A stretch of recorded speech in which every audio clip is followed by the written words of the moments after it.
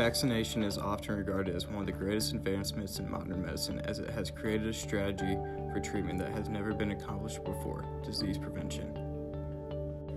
The first documented vaccine in the 1790s is credited to Edward Jenner, an English physician and scientist who studied at the University of St. Andrews and St. George's University of London.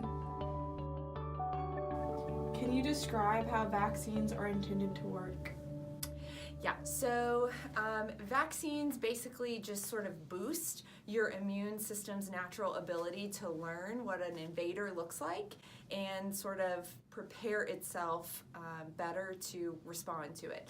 So when I say invader, it could be a virus, it could be bacteria, it could be a parasitic infection. Your body's immune system learns specifically what the shape of that organism looks like. It's a Marburg virus, and your immune system, if you were infected with this virus, your immune system would basically learn the shape of these little dots on the surface of the virus, and it would learn from exposure to the virus. And learning means that it then remembers the next time you're exposed to this virus, and your immune system kicks into gear faster and helps kill this. So the idea behind a vaccine is to expose your body to these viruses and these bacteria primarily, and give your immune system a boost in learning what these bad guys look like, so that when you're really infected with them, it kicks into gear fast and helps to kill them. So vaccines take either a killed amount of what we're trying to vaccinate you for, or a weakened amount of that, a very small amount, and it helps you build up immunity by creating antibodies. I'm definitely pro-vaccine, so I think some of the big benefits are the ideas that we see vaccinations given a lot in kids. You get a whole lot in your first year of life, you get a ton of vaccines, and then up until 4, you get still quite a bunch of vaccines. And those basically are teaching these kids, their immune systems, what to look out for. And really, when you're born, you don't have much immunity. You get a little bit from your mom through the umbilical cord that you were attached to as you guys were sharing blood supply. You get some of her immunities that way, and then you also get some from breast milk. But once you stop feeding and once you've been disconnected from mom for a period of time, your immune system is kind of on its own. So these vaccines help teach an infant what to look out for. And so the idea that we could support our kids in that way is really beneficial. I have 2 kids myself, and they are both fully vaccinated. We followed the CDC's schedule for recommended vaccines when they actually get them at different points. I have a 6-year-old and a 4-year-old, so they've maintained everything because really I wanted to give them the best possible opportunity to not be sick when they were little. Well, it's a great public health benefit. In fact, it's probably the greatest public health benefit of certainly my lifetime. Lots of things have been, several things have been eradicated by vaccine. Smallpox, polio is essentially gone, and everything, all the other things have been greatly reduced. Well, I know of things that people might suggest are harms. There's always the vaccines or injections, so you're always going to have the possibility of, redness and swelling at the injection site. Well, the biggest side effect of getting a vaccine is you're going to be sore at the site, right? Because everybody knows shots hurt when you get them. It just depends on what we inject you with as to how much it hurts. And some vaccines are made with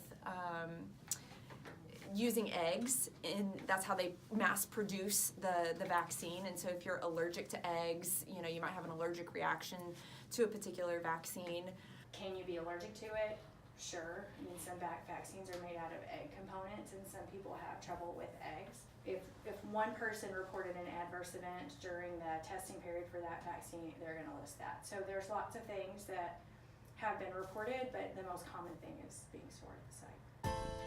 This shows how the only credible side effects of vaccines have been soreness or allergies. However, many people still refuse to get their children vaccinated due to religious or personal beliefs. common misconception is that since these deadly diseases have been eradicated throughout the U.S., there is no longer a need to take them. This is not true, however, as there are still spontaneous and random outbreaks worldwide. Health officials fear thousands may have been exposed to the measles at Disneyland and Disney California Adventure last month. Most of those who got the disease were not vaccinated against it. Here's Carter Evans. With tens of thousands of visitors from around the world in close contact every day, the happiest place on Earth was an ideal place for the highly contagious disease to spread, according to epidemiologist Dr. Mark Zahn. You can be reasonably near someone for even a few minutes and over time, and you can become infected. Measles infections in the U.S. skyrocketed last year, with 610 cases reported. That's the highest number since 2000, when the disease that causes a rash, high fever, and red watery eyes was considered to have been eliminated. The CDC says the increase is tied to a decline in child vaccinations. The biggest concern issue you're going to have is the potential for more outbreaks. Disneyland is located in Orange County, California, which reported the highest rate of measles in the state last year. It's also home to some of the state's highest numbers of unvaccinated children. Of the 20 people infected by the current outbreak, at least 15 were not vaccinated. One major concern is that children with weakened immune systems who cannot be vaccinated are very susceptible to acquiring a vaccine-preventable deadly disease. I also think there's a bigger conversation related to what's called herd immunity, which is the idea that some people can't get vaccines for one reason or another. Maybe they have an underlying condition that prevents them from getting a vaccine. They are relying on the people around them being vaccinated so that they aren't exposed to things. And so I believe in herd immunity, whether it's for a young kid who just hasn't received all their vaccinations yet, or if it's for a person that couldn't receive the vaccination for X, Y, or Z, they're really relying on their surrounding community to not have those diseases so that they don't get them. This idea of herd immunity is very important to the success of communities when it comes to vaccines. A study published in the Journal of Infectious Diseases states that it is safer to be unvaccinated living in a highly vaccinated community than to be vaccinated but living in an unvaccinated community. We were able to ask some questions to someone who had a family member who could not be vaccinated due to medical reasons. What disease did your nephew have that prevented him from getting vaccinated? My nephew was 2.5 years old and he was diagnosed with leukemia, and as a result of that, he was not able to have any active vaccinations. Well, after working through chemotherapy, some of the other medicines that he had to have, he was not able to really be around other people if they were not vaccinated. He had to make sure he was in a clean environment all the time, not just at home, but when he would go out in public, he would have to make sure that he was not around people that could potentially get him sick in any way. So did school become a daily worry for your nephew and his parents? Probably not for him as much as it was for his parents. Definitely sending him into an environment where other kids might potentially contaminate him or his environment, pass germs onto him where he could get sick was a real stressor for them. Any type of virus that he would get, his temperature would shoot up to 102, 103, 104 degrees.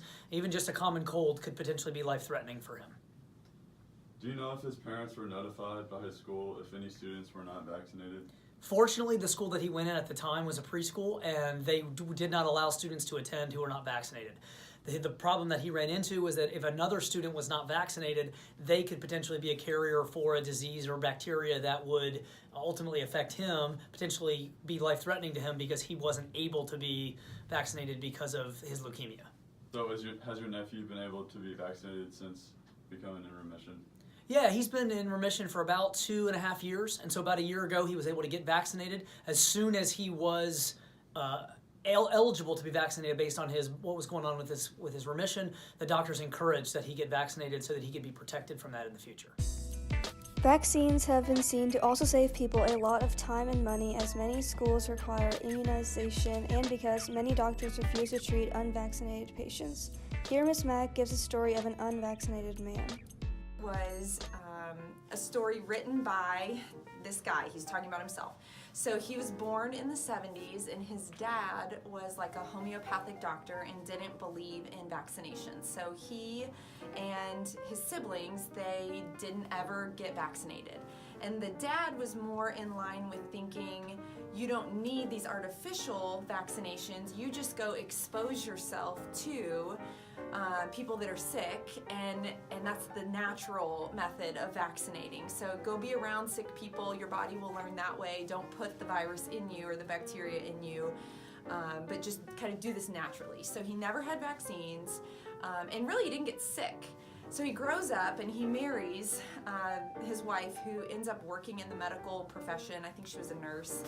And it's time for them to start having kids. And so the discussion comes about, he very much was no vaccines. She was medical community, yes, vaccines. So what are we gonna do with our own kids? Are we gonna vaccinate them or not?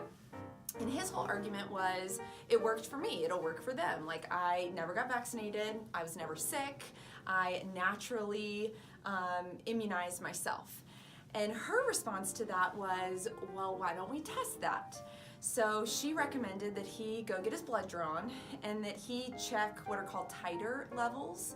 So basically, when you are exposed to something, your body stores that as a memory, and it stores it in the form of these little floating antibodies. So when you draw your blood, you can see those antibodies circulating. So if you find antibodies for chickenpox, that means that you've been exposed to chickenpox previously and your body's built up an immunological memory, and you can see that in the blood.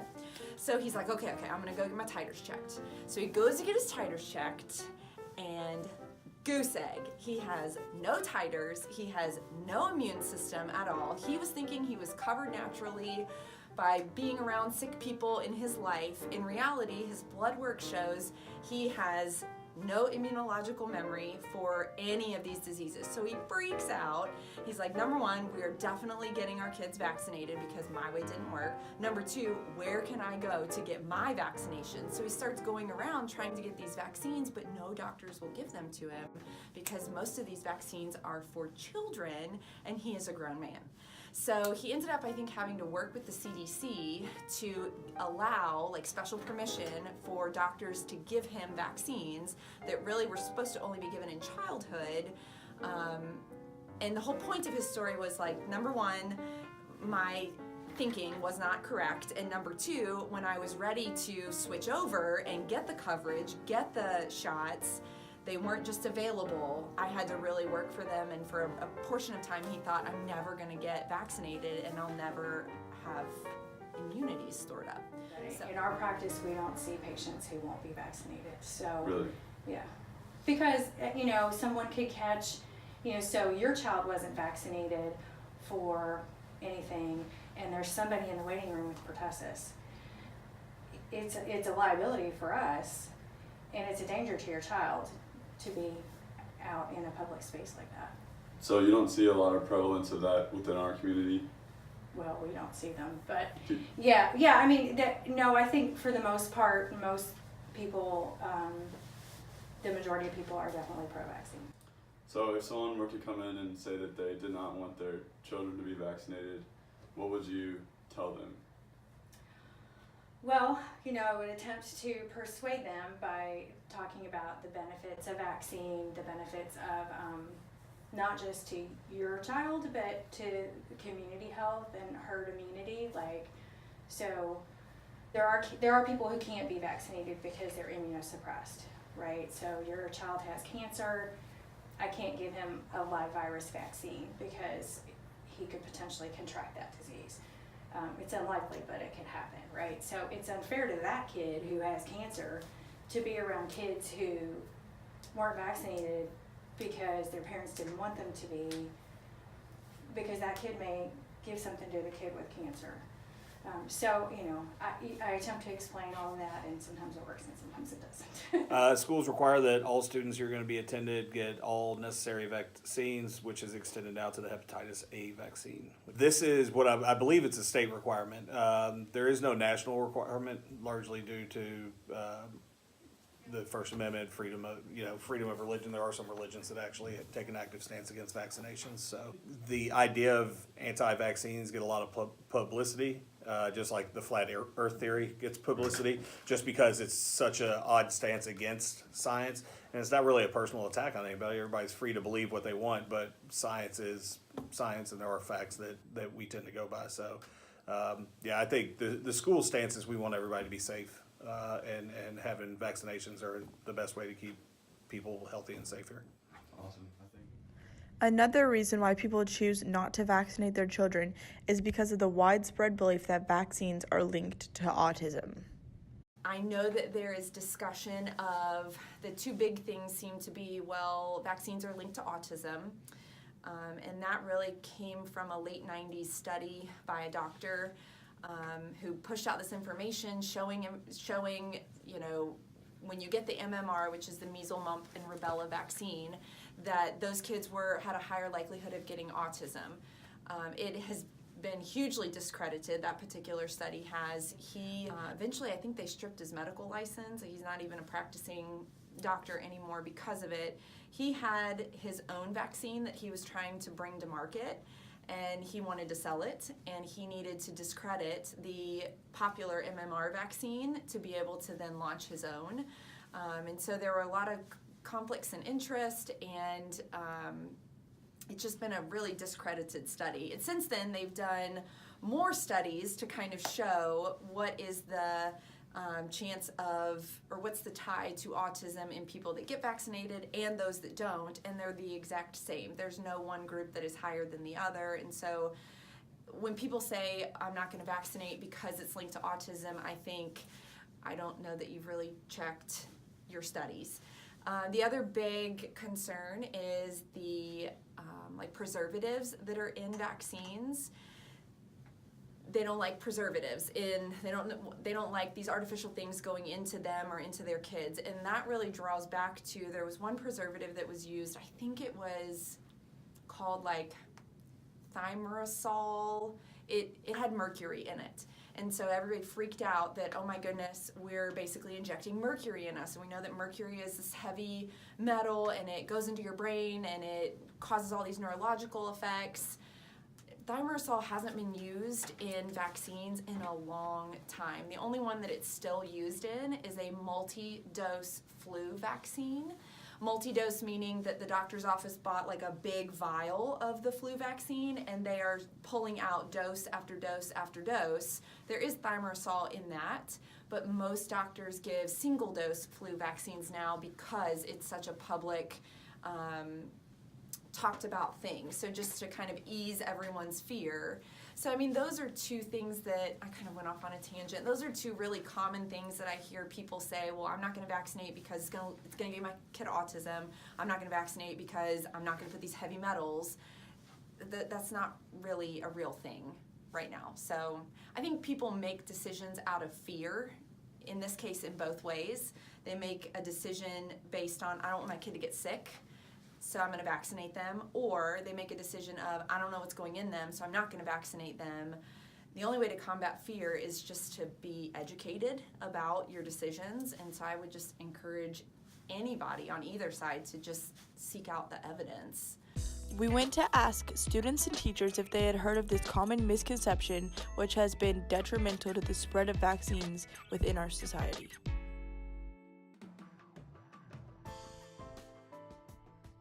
Yes. Yes. Yes. Yes. Yes, I heard that. Yes. I've heard some research on it. I haven't looked into it much. No. Did not. No. Oh, I didn't know that. No. Yes, I did know that. Yeah, I wrote into it. It's not true. I did not know that. So this guy wrote this paper in the late 90s, early 2000s about the link between vaccines and autism, and he basically made it all up, and there was no actual data to support it, and he has since been lost his license and had to retract all that information, but it really damaged the public perception of vaccine. After analyzing the benefits that vaccines can allow, along with the many concerns that parents who don't vaccinate must consider, it is recommended that everyone capable of getting vaccinated should receive them in order to ensure the health and safety of themselves and their community.